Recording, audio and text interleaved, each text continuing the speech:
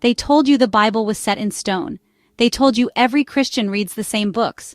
But what if I told you that entire sections were debated, removed, and even labeled unworthy?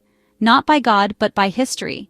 What if the Bible you grew up with was missing pieces that shaped Christian thought for centuries?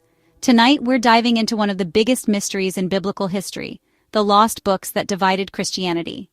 Alright, so picture this. You walk into a bookstore, grab a Bible, and think, yep, this is the Bible. The one, the only. But what if I told you that not all Bibles are created equal? Turns out Catholics and Orthodox Christians have extra books in their Old Testament that Protestants don't. These so-called missing books, known as the Deuterocanonical books, or the Anagignoscomena if you want to impress your Greek friends, have been debated for centuries. So, how did this happen? Well, back in the day, the early church used the Septuagint, a Greek translation of the Hebrew scriptures, which included these books. Jesus and the apostles quoted from it, so early Christians were like, sounds good to us. But then, Jewish scholars started favoring the Hebrew Masoretic text, which didn't include them. Meanwhile, early Christians kept using the Greek version, quoting these books like they were common knowledge. Fast forward a few hundred years, church councils in the 4th and 5th centuries made things official. Yep, these books belong in the canon. Even St. Jerome, who initially side-eyed them, eventually included them in the Latin Vulgate.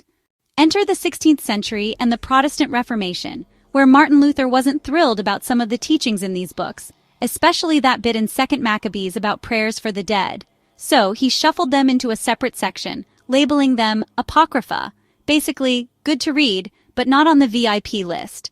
Other Protestant reformers took it further and just dropped them altogether.